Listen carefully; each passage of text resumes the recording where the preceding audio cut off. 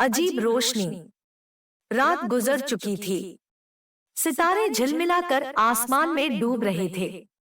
उजाला फैलने लगा था। दूर तक फैले हुए रेगिस्तान की ओस से भीगी हुई सफेद रेत बड़ी प्यारी लग रही थी। लगता था रात का समुद्र लहरें ले रहा है। रेगिस्तान होने की वजह से अरब में ज्यादा गर्मी भी पड़ती है। जहरीली हवा वहां चलती है जो इंसानों को देखते देखते जहर में घोलकर मार डालती है। सारे देश में रेत के इतने बड़े बड़े टीले हैं कि मीलों हरियाली नहीं दिखाई देती। एक भी नदी नहीं। रेत के टीलों की भूल भुलैया मुसाफिरों को अपने दामन में ऐसा छिपा लेती है कि फिर उनका पता ही नहीं चलता। अगर अरसे के बाद पता भी चलता है तो उनकी हड्डियों का जो रेत के नीचे दबी हुई उस वक्त सामने आती है जब तेज हवा रेत को एक जगह से उठाकर दूसरी जगह फेंक देती है। यही वजह है कि दुनिया की सैर करने वालों को अरब के अंदरूनी हिस्से में जाने की इजाजत नहीं होती। लेकिन यही रेगिस्तान जो दिन में दोजख का नमूना होता है, रात को अच्छा मालूम होने लगता है और सुबह के वक्त उसकी रौनक और बढ़ जाती है। सीरीज सीरतुन्नबी सल्लल्लाहु अलैहि वसल्लम की शुरुआत। हमारे सीरीज सीरतुन्नबी सल्लल्लाहु अलैहि वसल्लम की शुरुआत सन 611 होती है। उस वक्त पूरा हिजाज और सारे अरब में बुतों और सितारों की पूजा की जाती थी।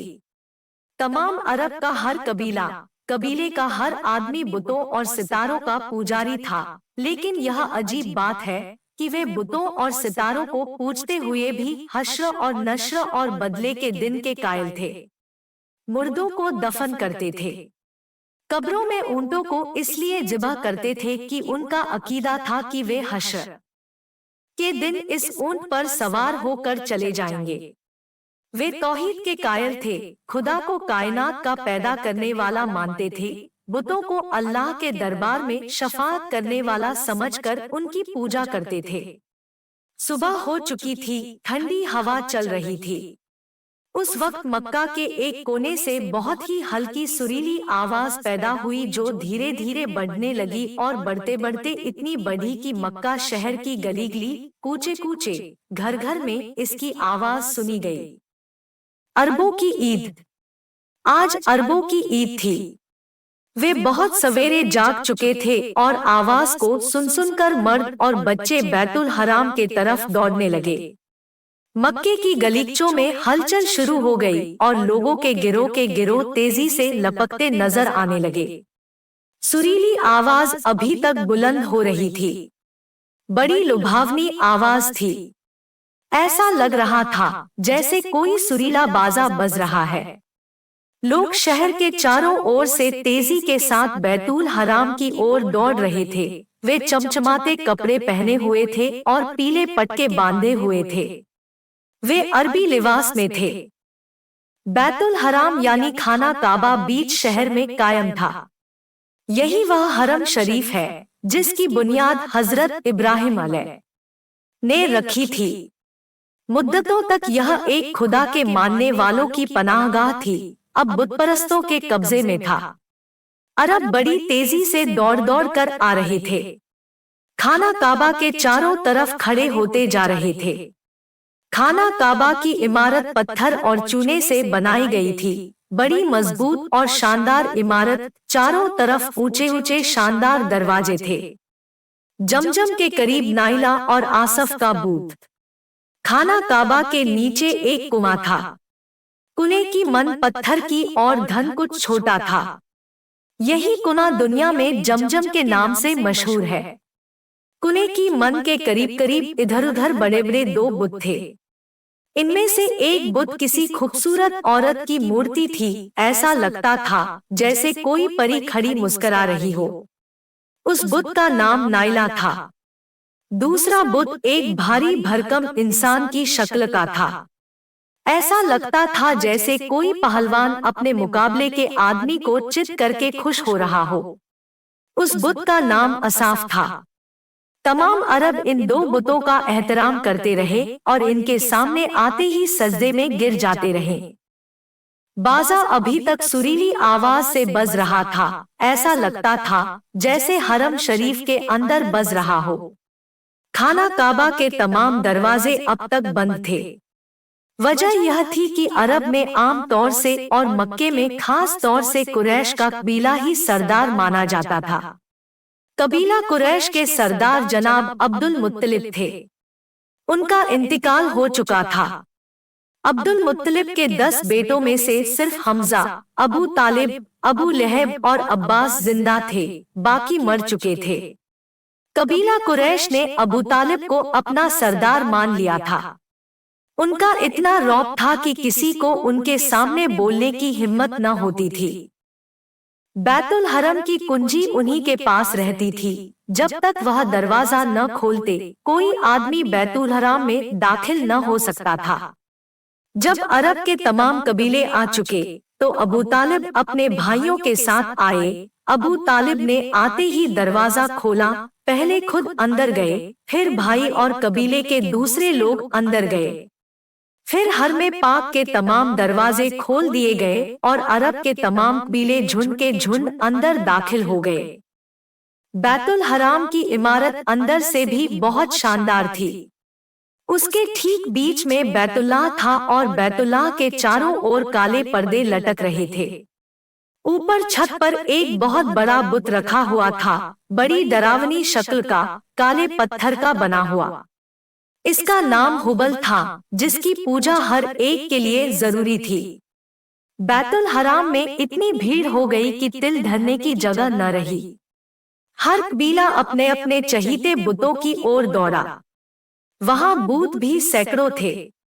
अलग अलग जगहों पर वे रखे हुए थे। अजीब अजीब शक्लों के थे। काले, लाल, सफेद बाजा अभी तक बज रहा था। बुतों का रुस्वा होकर गिर पड़ना। अब घंटे, शंख और झांझ भी बजने लगे थे। हर बूत पत्थर के चबूतरे पर गड़ा था और हर बूत के सामने उसका पुजारी बैठा था। तमाम बुतों के सामने बहुत से लोग सजदों में पड़े हुए थे। अबू तालिब, अबू लहब, हमजा और अब्बास खाना काबा की छत पर चढ़कर हुबल के सामने जा पड़े थे। बुतपरस्ती का ऐसा मंजर शायद ही किसी की नजर से गुजरा हो। अभी ये लोग सजदे ही में पड़े हुए थे कि तेज हवा के झोंके चलने लगे। हवाएं रेत के जर्रों को उठा उठा कर उड़ाने लगी। अब सूरज निकलकर कुछ ऊंचाई पर जा चुका था। धूप हर चारों तरफ फैल गई थी। पर आज धूप में वह तेजी, वह चमक और वह गर्मी नहीं जो हर दिन होती थी, बल्कि रोज से भी ज्यादा धूप फीकी फीकी सी लग रही थी। लोगों ने सजदे से सिर उठाया और खामोश हाथ बांधे खड़े हो गए। अभी से लोग खड़े ही हुए थे कि हवा में और तेजी आ गई। सभी ने घबराकर आसमान की तरफ देखा। आसमान लाल अंगारा हो रहा था, जैसे उसमें आग लग गई हो और बाग के शोलों ने उसे लाल बना दिया हो। लोग हैरत और गौर से आसमान को देखने लगे। देखते ही आसमान का रंग लाल स्याही में बदलने लगा, बिल्कुल उस तरह जिस तरह आग के बाद धुएं के गोल माहौल को अंधेरा बना देते हैं। इस मंजर को देखकर अरबों के हवास जाते रहे।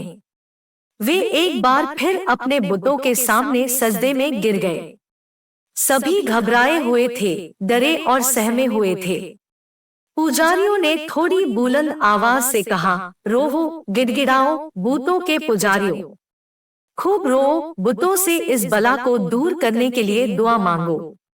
रोने की एक आम आवाज बुलंद आई।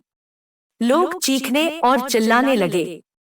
रो रो कर बूतों से इस बला से बचे रहने की इल्तिजाएं करने लगे। हवा इतनी तेज हो गई थी कि खड़े हुए झटका खाकर गिरने लगे थे। सूरज जैसे छिप गया था, दिन रात में बदल चुका था। कोई चीज नजर न आती थी। हवा के तेज झोंके रेत के ढेर लाला कर उलट देते थे। अबू तालिब और उनके भाई, जो खाना काबा की छत पर थे, चबूतरे के नीचे पड़े हुए थे। अबू लहब न जाने कैसे उनसे अलग हो गया। हवा ने उसे उठाया और छत से नीचे गिरा दिया। उसने खौफनाक चीख मारी, पर उसकी आवाज चीखों की आवाज में गुम होकर रह गई। मक्के पर अल्लाह का कहर। मक्के पर कहरे इलाही नाजिल हो रहा था। बच्चे और बूढ़े सब के सब चीख और चिल्ला रहे थे, रो रो कर अपने माबूदों से इल्तिजाएं कर रहे थे, पर उनके माबूद पत्थर के थे, वे कुछ सुनते ही न थे। लोगों की घबराहट बढ़ रही थी, उनके दिल कांप रहे थे, यहाँ तक कि वे चीख चीख कर रोने लगे। अल्लाह को उनकी आवाज पर रहम आया। तेज हवा के झोंके कम होने लगे, अंधेरा छटने लगा, उजाला बढ़ने लगा। थोड़ी ही देर में हवा थम गई, गर्द और धूल छट गई, सूरज चमकने लगा। अरबों की जान में जान आई। वे उठ खड़े हुए। अभी ये लोग खड़े हुए थे कि पश्चिम की ओर से एक अजीब किस्म की रोशनी और चमक देखी। लोगों की हैरानी बढ़ गई। इससे पहले उन्होंने ऐसी रोशनी न देखी थी और न ऐसी चमक। अभी वे हैरान ही हो रहे थे कि एक बूढ़े ने बुलंद आवाज से कहा, ऐ शरीफ अरबो, तुमने इस रोशनी और चमक को देखा। आओ मैं तुम्हें बताऊं कि क्या बात है। सब लोग उस तरफ दौड़ पड़े। बूढ़ा एक ऊंचे चबूतरे पर बैठकर कहने लगा, सब खामोश हो जाओ, ऐसे खामोश कि मेरी कमजोर आवाज तुम में से हर आदमी सुन सके। खामोशी के साथ खड़े सब उस बूढ़े को ताकने लगे। इस बीच अबू तालिब और उनके भाई भी खाना काबा की छत से उतरकर बूढ़े के करीब आ खड़े हुए। उस वक्त बैतुल हराम में मरघट जैसी खामोशी छाई हुई थी। हर आदमी चुपचाप खड़ा बूढ़े को देख रहा था। अबू लहब जो खाना काबा की छत से नीचे लुढ़क गया था, उसके पांवों पर चोट आ गई थी, वह भी लंगड़ाता हुआ चलकर अबू तालिब के पास आ खड़ा हुआ और बूढ़े को गौर भरी नजरों से देखने लगा। काहिन अबर्श। बूढ़ा आदमी अजीब शक्ल व सूरत का इंसान था। उसका चेहरा लंबोतरा, गाल पिचके हुए, हड्डियां उभरी हुई, माथा तंग, आंखें छोटी, अंदर को धंसी हुई थी। सिर के बाल सफेद और लंबे थे, जो औरतों की लटों की तरह खजूर के रेशों से गंधे दोनों ओर सीने पर पड़े थे। दाढ़ी नाफ तक लंबी थी, मोछें दाढ़ी से मिल गई थी, लमें इतनी बढ़ी हुई थी कि मुंह को ढककर दाढ़ी से जा मिली थी। इस शक्ल व सूरत को देखते हुए बूढ़ा किसी बन मानुष से कम नहीं लगता था। उसके बाएं हाथ में इंसानी खोपड़ी थी और दाएं हाथ में किसी इंसान के हाथ की हड्डी थी। गले में हड्डियों की माला थी। पहनावा भी अजीब था। एक लंबा जुब्बा था, जिसका नीचे का हिस्सा ऊंट के ऊन का था। सिर से कंबल लपेटे हुए था। उसकी छोटी छोटी आंखें भीतर को धंसी हुई, 6 आंखें चिंगारियों की तरह चमक रही थी। उस बूढ़े का नाम अबर्श था। बूढ़ा काहिन भी था और आराफ भी। पीछे की बातें बताने वाले को काहिन कहते हैं और आगे की बातें बताने वाले को आराफ कहते हैं। ये लोग जिन्नों और शयातीन के हवाले से बात गढ़ते हैं। तमाम अरब उसे जानता था। उसे लोग पहुंचा हुआ इंसान समझते थे। उसकी बातों पर यकीन रखते थे। अबर्श ने चमकती आंखों से चारों ओर देखा। हर ओर इंसान ही इंसान नजर आ रहे थे। सब खामोश खड़े थे, उसकी ओर नजरें गड़ी थी। अबर्श ने तेज आवाज में कहा, ऐ लात व हुबल के पूजने वालों, शायद तुमको याद होगा कि आज से पूरे 40 साल पहले इसी तरह की रोशनी और इसी तरह की चमक एक बार पहले भी देखी जा चुकी है। दुनिया करवट लेने वाली है। जिस तरह आज हम तुम सब हैरान हैं, वैसे ही उस दिन भी हए थे। मुझसे उस दिन पूछा गया था कि यह चमक और रोशनी कैसी है। उस दिन मैं चुप हो गया था, इसलिए कि मेरे इल्म ने जो बात उस दिन बताई थी, वह मैं बयान नहीं कर सकता था और आज मैं बिना पूछे खुद ही बयान करता हूँ। लोग बड़े ध्यान से उसकी बातें सुनने और विचार करने लगे। अबर्श ने कहा, देखो, मेरे हाथ में यह इंसान की खोपड़ी है और यह हाथ की हड्डी है। मैंने इन्हें उस मैदान में पाया था जहां बनु बकर और बनु तगलब जैसे जबरदस्त कबीलों की लड़ाई पूरे 40 साल तक जारी रही। मुमकिन है कि दुनिया इस लड़ाई को जहालत का करिश्मा बताए, लेकिन अरब जानते हैं और अच्छी तरह जानते हैं कि यह जहालत की लड़ाई न थी, बल्कि खुददारी और इज्जत और नामूस की हिफाजत के लिए लड़ी गई लड़ाई थी। यह सही है कि हमारे कबीलों में एका नहीं है, वे बिखरे हुए हैं।